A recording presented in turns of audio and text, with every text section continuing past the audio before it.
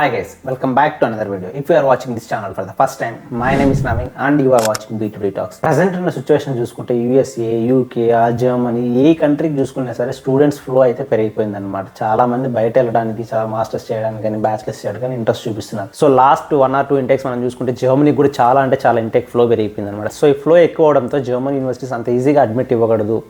They have to meet some certain criteria అన్న పాయింట్తో వాళ్ళు assessment అని ఇంటర్వ్యూస్ అని కండక్ట్ చేస్తున్నారు అనమాట. ఇన్ జనరల్గా ముందు కూడా చూసుకుంటే జర్మనీకి అడ్మిషన్ అంత ఈజీ కాదు, అప్లికేషన్ ప్రొసీజర్ చాలా ఎక్కువ ఉండేది. So it will be little bit difficult అనమాట.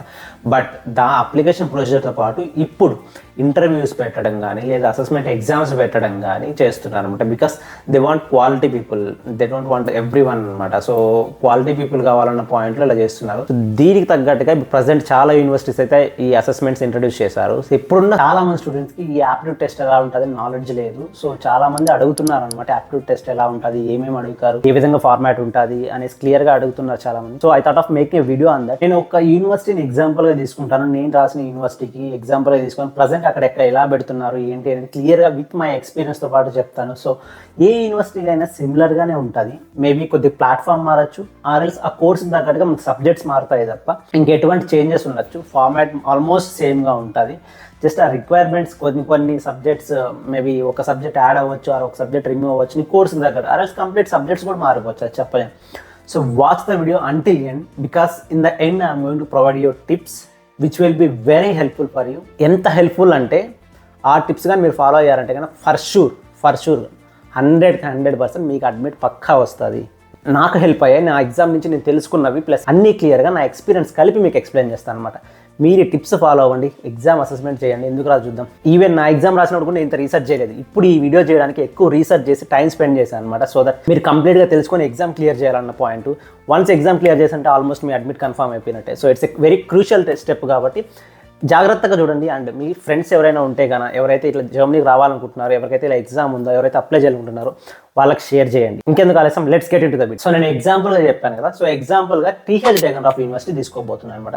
అందులో మనకి చాలా యూనివర్సిటీ యాప్టిట్యూడ్ అసెస్మెంట్ కావాలి. For example AI for smart sensors, mechatronics for cyber physical system, or AI for digital production management, automotive software, electrical course, like ఏ course చూసుకున్నా సరే aptitude assessment అనేది mandatory అనమాట. సో ఆ యూనివర్సిటీని ఎగ్జాంపుల్గా తీసుకొని దాంట్లో కూడా ఒక 3-4 కోర్సెస్ ఎగ్జాంపుల్గా తీసుకొని ఏమేమి సబ్జెక్ట్స్ ఉంటాయి, ఎలా ఉంటుంది క్లియర్గా ఎక్స్ప్లెయిన్ చేస్తాను. మీకు ఏమైనా డౌట్స్ ఉంటే please let me know in the comment section and don't forget to subscribe channel. First ఈ DITలో ఉన్న యాప్టిట్యూడ్ ఎగ్జామ్ గురించి ఎక్స్ప్లెయిన్ చేసే ముందు DIT ఆఫర్ చేసిన కోర్స్ ఏవైతే చెప్పానో, AI ఫర్ స్మార్ట్ సెన్సర్స్ అవ్వచ్చు, mechatronics or AI for digital production management, ఈ కోర్స్ ఏవైతే చెప్పానో ఆ కోర్స్కి ఎలా అప్లై చేయాలి, వాళ్ళ రిక్వైర్మెంట్స్ ఏంటి అని క్లియర్గా వీడియోస్ ఎక్స్ప్లెయిన్ చేశాను అనమాట. ఆ వీడియోస్ చూడండి. బికాస్ మనకు December 1st వరకు టైం ఉంది వాటికి డెడ్ లైన్స్. మీరు ఇంకా అప్లై చేయకపోతే కానీ, వాటికి అప్లై చేశారంటే కానీ you have more chances to get admit. Once me aptitude test clear అయిందంటే పక్కా అయితే అడ్మిట్ వస్తుంది. యాప్టిట్యూడ్ టెస్ట్ క్లియర్ కావాలంటే ఈ వీడియో కంప్లీట్ వాచ్ చేయండి. ఇన్ ద ఎండ్ ఇచ్చే టిప్స్ ఫాలో అయ్యారంటే పక్కా అడ్మిట్ అనేది గ్యారంటీ. రాసి పెట్టుకోండి బాస్, పక్కా వస్తుంది. So first, what is aptitude assessment? Aptitude assessment అనేది ఏంటి అంటారా? అసెస్మెంట్ అంటే ఏంటి అసలు? బేసిక్గా ఏదైనా సరే నీకు ఎంత స్కిల్ ఉంది అని టెస్ట్ చేయడం కోసం చేస్తారు, అంతే కదా బేసిక్గా. సో ఇక్కడ నువ్వు ఏదైతే పర్టికులర్ మాస్టర్స్ కోర్స్ తీసుకుంటున్నావో ఆ కోర్సుకి రిలేటెడ్ అయిన సబ్జెక్ట్స్ మీద నీకు ఎంత నాలెడ్జ్ ఉంది అని అసెస్ చేయడం కోసం పెట్టేది ఈ యాప్టిట్యూడ్ అసెస్మెంట్ టెస్ట్ అనమాట. So for example AI for smart sensors course తీసుకుంటే కనుక కంప్యూటర్ సైన్స్ అవ్వచ్చు, మ్యాథమెటిక్స్ అవ్వచ్చు, ఎలక్ట్రానిక్స్ ఆర్ సెన్సార్స్ నాలెడ్జ్, ఇవన్నీ బేసిక్ ఉంటేనే మనం ఆ కోర్స్ని ఈజీగా కంప్లీట్ చేయగలుగుతాం. బికాస్ నువ్వు తీసుకుంటున్న course masters course basic level నుంచి స్టార్ట్ చేయరు. మేబీ ఇంటర్మీడియట్ ఆర్ఎల్స్ అడ్వాన్స్ లెవెల్ నుంచి స్టార్ట్ చేస్తారు. సో నీకు బేసిక్ నాలెడ్జ్ లేకుండా అడ్వాన్స్ లెవెల్ నుంచి నువ్వు వెళ్ళాలంటే కష్టం కాబట్టి నీకు బేసిక్ నాలెడ్జ్ ఉండాలి. సో అదే టెస్ట్ చేస్తారనమాట ఇక్కడ.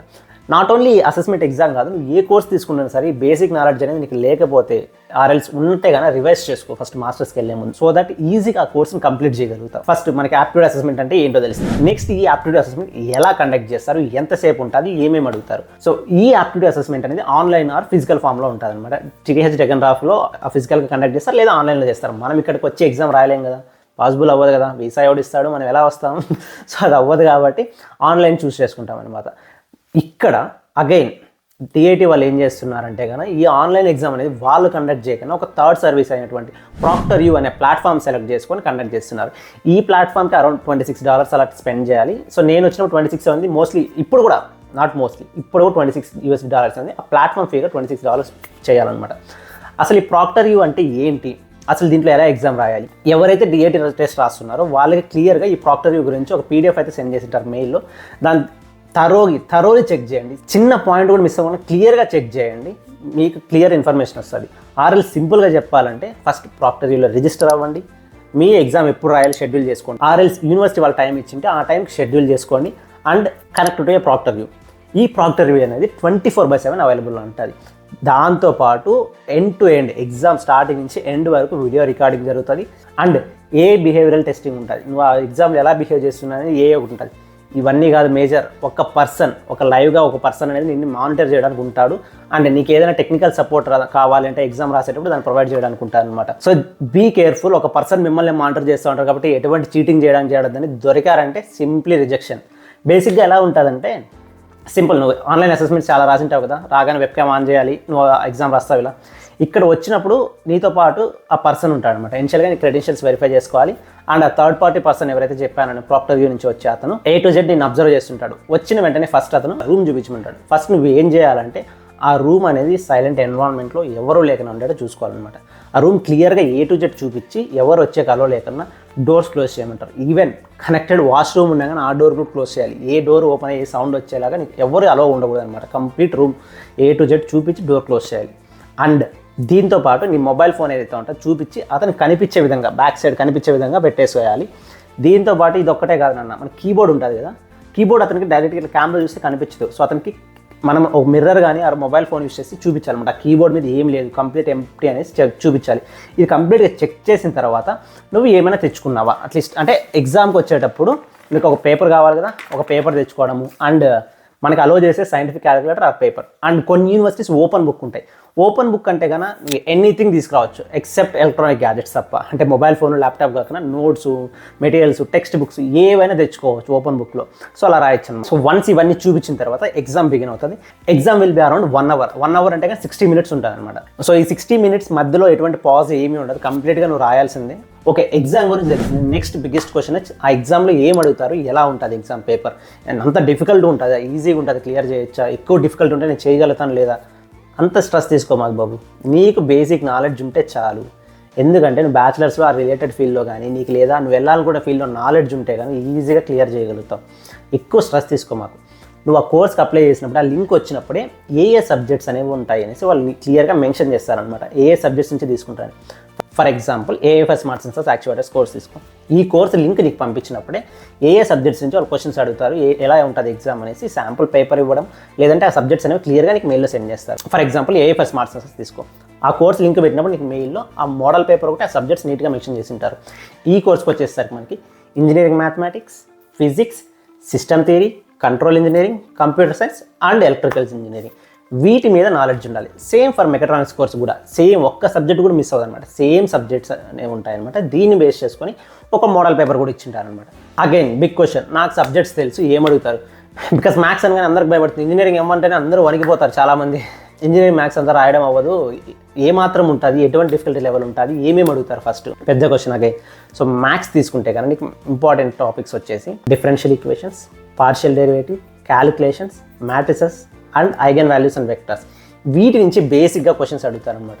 నువ్వు చేయాల్సిందల్లా వాటి యొక్క ఫార్ములాస్ ప్రిపేర్ అవ్వు, ఫస్ట్ రివైజ్ చేసుకో, వాటి యొక్క కాన్సెప్ట్స్ ఏమేమి ఉన్నాయి వాటిలో, వాటి యొక్క ఫార్ములాస్ అన్నీ రాసుకో. అండ్ వాళ్ళు ఇచ్చినట్టు మోడల్ పేపర్ ఆ లెవెల్ ఆఫ్ కాంప్లెక్సిటీ తగ్గట్టుగా క్వశ్చన్స్ ప్రిపేర్ అవ్వు, సాల్వ్ చేయకొని హ్యాండ్స్ ఆన్, సో దట్ నీకు ఎగ్జామ్లో ఈజీ అవుతుంది, నీకు అంత భయం అవ్వదు అనమాట, నీకు కాన్ఫిడెన్స్ బిల్డ్ అవుతుంది. అండ్ ఈ మ్యాథ్స్ ప్రిపేర్ అవ్వడానికి కొన్ని సోర్సెస్ కింద డిస్క్రిప్షన్లో ప్రొవైడ్ చేశాను, వాటిని చదివి నీట్గా ప్రిపేర్ అవ్వండి. And don't just depend on them. Again మీ ఓన్గా కొన్ని ప్రాబ్లమ్స్ సాల్వ్ చేయండి. నెక్స్ట్ వచ్చేసి ఫిజిక్స్లో velocity problems, distance, mass problems అడగచ్చు. ఫర్ ఎగ్జాంపుల్ ఒక క్వశ్చన్ తీసుకోండి. 300 kilowatt కలిగినటువంటి ఒక electric car with a mass of 250 kgs and ఆ కారులో ఒక person with a weight of 80 kgs person కలిసి ఉన్నాడు. అది కాన్స్టెంట్ వెలాసిటీతో ఒక హిల్ని వెళ్తుంది. 1 meter డిస్టెన్స్ ఉన్నటువంటి ఆ హిల్ని టాప్ రీచ్ అవ్వడానికి ఎంత టైం పడుతుంది? Basic question. ఇలాంటి క్వశ్చన్స్ అడుగుతారనమాట. అండ్ సింపుల్ పెండులం మీద కొన్ని క్వశ్చన్స్, ప్రాబ్లమ్సే కాకుండా కాన్సెప్ట్ ఓరియంటెడ్ కొన్ని అడుగుతుంటారు. బేసిక్ ఇలాంటివి అడుగుతారు ఫిజిక్స్లో, ఎక్కువ ఏం డెప్త్కి వెళ్ళరు నీకు ఏదైనా సరే. నెక్స్ట్ వచ్చేసి ఎలక్ట్రికల్ ఇంజనీరింగ్ తీసుకున్నాం కనుక సింపుల్ ఒక సర్క్యూట్ డయాగ్రామ్ ఇవ్వడము, ఆ సర్క్యూట్ డయాగ్రామ్లో డిఫరెంట్ వేరియబుల్స్ ఇచ్చేసి ఉంటారు అనమాట. కరెంటు, రెసిస్టెన్స్, వోల్టేజ్ ఇలాంటివన్నీ ఇచ్చేసి maybe V1 V2 I1 I2 R1 R2 ఇలాంటివన్నీ ఇచ్చేసి ఒక V2 అనే ఫ్యాక్టర్ అనే ఎలిమెంట్ క్వశ్చన్ మార్క్ పెట్టేసి దీన్ని కనుక్కోండి ఆ సర్క్యూట్ డయాగ్రామ్ బేస్ చేసుకొని.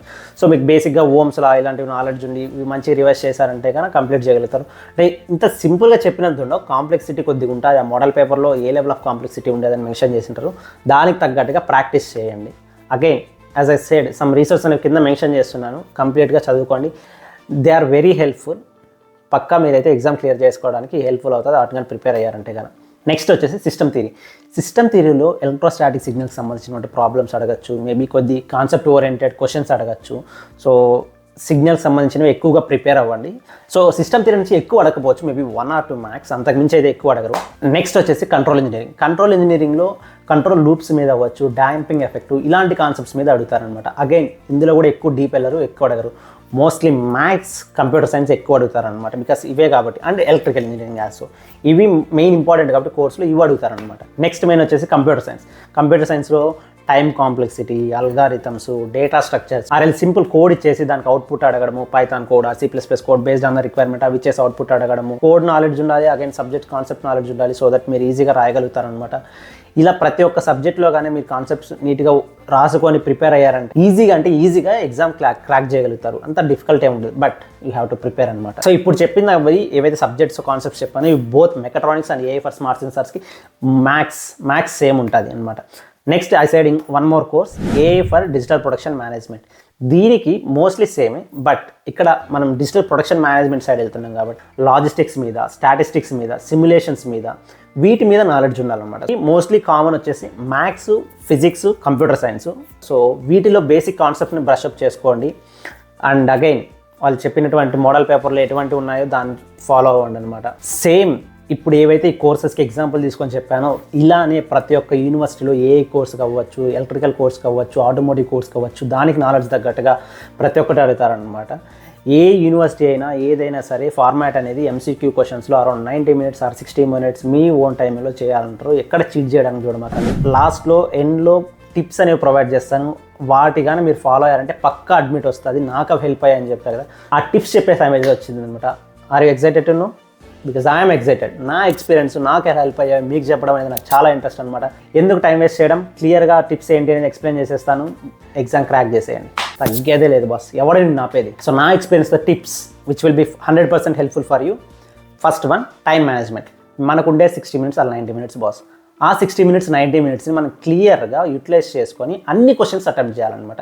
ఏ క్వశ్చన్ మిస్ అవ్వదు, నెగిటివ్ మార్కింగ్ ఉండదు, కంప్లీట్ అన్ని క్వశ్చన్స్ ఆన్సర్ చేయండి. టైంని ఏ క్వశ్చన్కి ఎంత మెయింటైన్ చేయాలో చూసుకోండి. ఏ క్వశ్చన్కి ఎంత టైం స్పెండ్ చేయాలని ఎందుకన్నారంటే here comes the next tip. ఒక్కొక్క క్వశ్చన్కి ఒక్కొక్క మార్క్స్ ఉంటాయి. ఫర్ ఎగ్జాంపుల్ మ్యాథ్స్లో ఒక డిఫరెన్షియల్ ఈక్వేషన్ క్వశ్చన్స్కి 8 marks ఉంటాయి, ఫిజిక్స్ క్వశ్చన్కి 6 marks ఉండొచ్చు, కంప్యూటర్ సైన్స్ క్వశ్చన్ 4 marks ఉండొచ్చు. సో ఒక్కొక్క క్వశ్చన్కి డిఫరెంట్ మార్క్స్ ఉంటాయన్నమాట. ఇది అబ్జర్వ్ చేసుకొని ఫస్ట్ ఏ క్వశ్చన్కి అయితే ఎక్కువ మార్క్స్ ఉన్నాయి దాని మీద కాన్సన్ట్రేట్ చేసి లాస్ట్లో తక్కువ మార్క్స్ మీద కాన్సన్ట్రేట్ చేసుకున్నారంటే, టైం మేనేజ్ చేసుకున్నారంటే ప్యారలల్గా అన్ని అటెంప్ట్ చేయగలిగితే పక్కా క్రాక్ చేస్తారు, no doubt in that. And the next tip, most important tip, అసలు ఇది చెప్పకూడదు తెలియదు, బట్ మీకు యూజ్ అవుతుందని ఒక పాయింట్తో చెప్తున్నాను అనమాట. మీరు అప్లై చేస్తున్న యూనివర్సిటీలో ఫర్ ఎగ్జాంపుల్ TH టెక్నోగ్రాఫీ అనుకోండి, మీ interested course AI for smart sensors, కానీ mechatronics, AI for digital production ఆ కోర్సు కూడా మీరు ఎలిజిబుల్. సో ఇలాంటప్పుడు AI ఫర్ స్మార్ట్ సెన్సార్తో పాటు ఇంకొక కోర్స్ కూడా అప్లై చేయండి. బికాస్ మీరు mechatronics and AI for smart sensor 2 కోర్సులకు అప్లై చేసినప్పుడు మీకు ఎగ్జామ్ లింక్ రెండింటికి వచ్చింది అనుకోండి. మీకు సర్టెన్ డేట్స్ ఉంటాయి కదా, ఆ డేట్స్లో ఫస్ట్ మెకాట్రానిక్స్ పెట్టుకోండి, నెక్స్ట్ ఎగ్జామ్ AI పెట్టుకోండి. ఫస్ట్ మెకాట్రానిక్స్ ఎగ్జామ్ రాయండి, తర్వాత AI ఎగ్జామ్ రాయండి. ఎందుకంటే మెకాట్రానిక్స్ ఎగ్జామ్ రాసేటప్పుడు మీకు క్లియర్గా ఫార్మాట్ తెలుస్తుంది, అది ఎలా ఉంటుంది ఏంటి ఒక ఎక్స్పీరియన్స్ వస్తుంది అనమాట. ఎటువంటి లెవెల్ ఆఫ్ క్వశ్చన్స్ అడుగుతున్నారు, ఎంత డిఫికల్టీ ఉంటుంది. అండ్ దీంతో పాటు 100%కి అరౌండ్ 80% ఆఫ్ ద క్వశ్చన్స్ అనేవి పక్కా రిపీట్ అవుతాయి. మెకాట్రానిక్స్ ఎగ్జామ్ పేపర్లో ఏవైతే అడిగారో దాంట్లో minimum 60 to 70% of the questions అనేవి రిపీటెడ్గా ఏ కోర్సులో వస్తాయి. 60 to 70% సేమ్ వచ్చినప్పుడు ప్రాబ్లం ఏముంటుంది, ఈజీగా రాయగలుగుతారు కదా. సో ఇవి తెలుసుకోవడం కోసం రెండింటికి అప్లై చేయండి, 2 ఎగ్జామ్స్ రాయండి. మెకాట్రానిక్స్ ముందు రోజు రాసిన తర్వాత ఆ క్వశ్చన్స్ కూర్చొని ఆ రోజు నెక్స్ట్ డే నైట్ ప్రిపేర్ అవ్వండి. సేమ్ నా కేసులో అదే జరిగింది అనమాట. ఫస్ట్ నేను మెకాట్రానిక్స్ రాశాను, అది చాలా డిఫికల్ట్ ఉండింది, నాకు టైం సరిపోలేదు, కన్ఫ్యూజ్ అయిపోయా, రాయలేకపోయాను సరిగా. చాలా అరే పోయిందిరా బాబు ఎగ్జామ్ ఇంక ఇట్లా అయితే కానీ ఏ కూడా అయితే రాదు అనుకుంటున్న పాయింట్లో ఆ ఫ్రెండ్ ఒకటే అలా ఎందుకు అనుకుంటారు, రేపు ఇంకో ఎగ్జామ్ ఉంది కదా ఇవి ఒకసారి రివైజ్ చేసుకొని ఏం రాయలేకపోతే ఎలా మిస్ అయ్యావని అవి రాయగలుగుతాం అనుకుంటే ఆ రోజు నాకు నేను వాడు కూర్చొని క్లియర్గా క్వశ్చన్స్ ఏమేమి ఎలాంటివి అడిగారు ఏంటి అని నీట్గా డిస్కస్ చేసుకున్నాను అనమాట. నెక్స్ట్ డే ఎగ్జామ్ నాకు రాశాను 1 hour టైం కదా 40 minutesలో కంప్లీట్ చేశాను. ఎలా కంప్లీట్ చేయాలనుకుంటారు, around 80% of the mechatronics questions same repeated అయ్యాయి. నేను ముందు రోజు నైట్ నీట్గా ప్రిపేర్ అయినా వాటి అన్నిటికీ ఆన్సర్స్ నా మైండ్లో ఫిక్స్ అయ్యనమాట. పొద్దున్న లేగానే నేను జస్ట్ వాల్యూస్ కూడా చేంజ్ అవ్వలేదు, ఏబీసీడీలు పెట్టుకుంటూ వెళ్ళిపోవడమే. ఇక్కడ చూడండి మెకాట్రానిక్స్ రాసేటప్పుడు నాకు 1 hour సరిపోలేదు అండ్ రాసేటప్పుడు నేను 40 minutesలో కంప్లీట్ చేశాను అంటే ఎంత ఫాస్ట్గా రాయగలిగా, అన్ని క్వశ్చన్స్ రాయగలిగా అనమాట. సో ఇందుకే చెప్పింది మీరు ఏ ఇంట్రెస్ట్ ఉన్నా మెకాట్రానిక్స్ కూడా అప్లై చేయండి. సో దట్ మీకు మోడల్ పేపర్ అవుతుంది, 70% క్వశ్చన్స్ సిమిలర్ ఉంటాయి, పక్కా అడ్మిట్ వస్తుంది అనమాట. ఇది 200% వర్కౌట్ అవుతుంది ఫర్ షూర్, నమ్మండి. సో కింద డిస్క్రిప్షన్లో మెన్షన్ చేసినటువంటి రీసోర్సెస్ యూజ్ చేసి మంచిగా ప్రిపేర్ అయ్యి ఎగ్జామ్ మంచిగా రాయండి. అండ్ మీకు ఏదైనా క్వశ్చన్ ఉండే కానీ please let me know in the comment section. Try to help you before your exam only. And once exam రాసిన తర్వాత నేను చెప్పినవి ఎంతవరకు రిపీట్ అయ్యే ఎగ్జామ్లో let us know in the comment section. And if you have any doubts related to abroad education please let us know in the comment section. Don't అరే మొహమాటం పడకండి రా బాయ్, సింపుల్ అడగండి, నేను ఉన్నాగా చెప్తా. Okay, see you with another video. చలో.